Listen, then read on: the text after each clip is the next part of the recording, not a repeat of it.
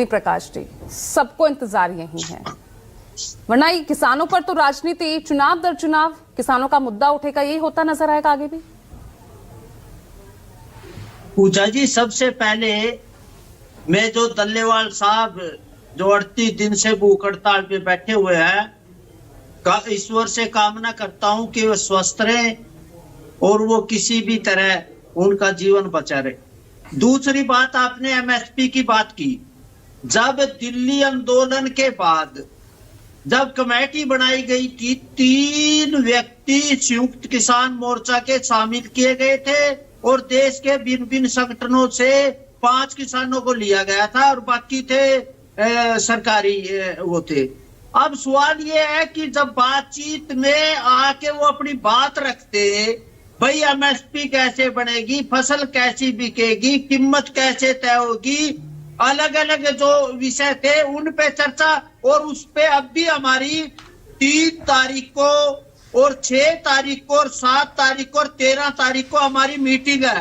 लगभग हम अपनी रिपोर्ट तैयार किए हुए, हमने पूरे देश में भ्रमण किया और हमने किसानों की समस्याओं का समस्याएं सुनी। और आप बार बार 2 साल की बात करें, स्वामीनाथन आयोग की रिपोर्ट कितने दिन में आई, उसमें भी लगभग 3 वर्ष लगे थे।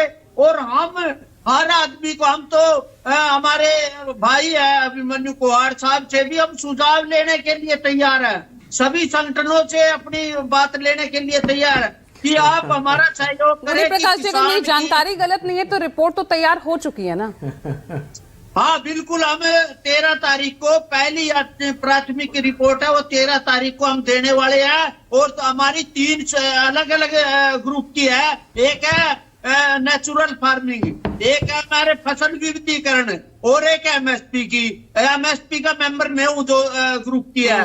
तो हम लगभग उसको तैयार करके 13 तारीख को हमारे चेयरमैन साहब है अजय अग्रवाल साहब को, और हम लगभग हमारी कोशिश है कि हम उसकी पहली रिपोर्ट सरकार को सौंप दे, प्रधानमंत्री जी को सौंप दे।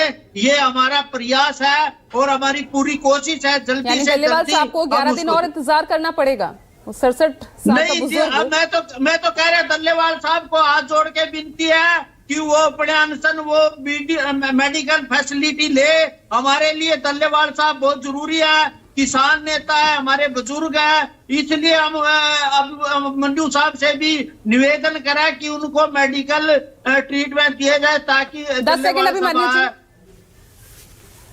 देखिए, डल्लेवाल साहब का सिर्फ एक कहना है कि अलग अलग सरकारों के समय 7 लाख किसानों ने आत्महत्याएं करी। उन 7 लाख किसानों की जिंदगियां मेरी जिंदगी से ज्यादा महत्वपूर्ण थी। उन 7 लाख किसानों के अनाथ बच्चों की जिंदगियां मेरे से ज्यादा महत्वपूर्ण है। अगर अपने किसान भाइयों की आत्महत्या को रोकने के लिए मुझे अपनी कुर्बानी देनी पड़ेगी तो मैं कुर्बानी देने को तैयार हूं।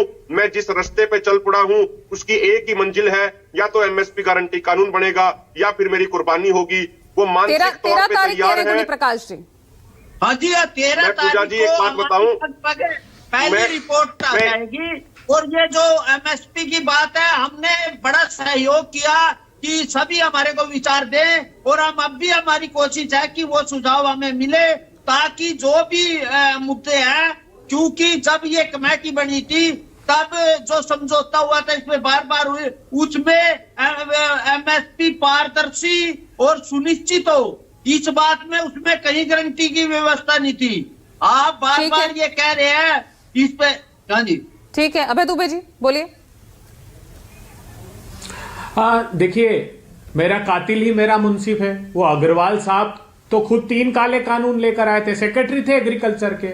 मोदी जी ने उन्हीं को कमेटी का प्रमुख बना दिया। उस कमेटी में एजेंडा ही नहीं है एमएसपी की कानूनी गारंटी। अरे रुकिए आपको जवाब देने का मौका दूंगी मैं। ये जो कमेटी, हाँ बोलिए, ये जो कमेटी बनाई है, गुणी प्रकाश जी से पूछिए उसका मैंडेट है क्या? एमएसपी की कानूनी गारंटी है ही नहीं उसमें। प्रभावी उसमें लिखा हुआ है कि एमएसपी को कैसे प्रभावी किया जाए, उसमें लीगल गारंटी का कोई प्रोविजन ही नहीं है। क्या रिपोर्ट देंगे ये? देखिए, ये छलावा है, सिर्फ टाइम बाय कर रहे हैं, किसानों के साथ धोखा कर रहे हैं दोनों। आपने भी वो पाप किया कि वो समर्थन व्यक्त किया था उस समय।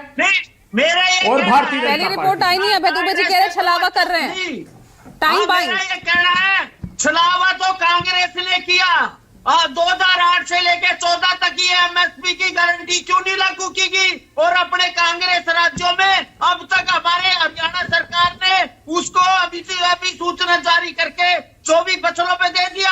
आप अपने राज्यों में क्यों नहीं अब लागू जो कर सवाल रहे? उन पे उठा रहे हैं तो वही सवाल भी ये उठ रहा है ना, चाहिए मांग क्या है मेन? एमएसपी पर लीगल गारंटी, वो तो ये सरकार भी नहीं दे रही है ना। विजय त्रिवेदी, विजय जी का रुख कर लेती हूँ मैं।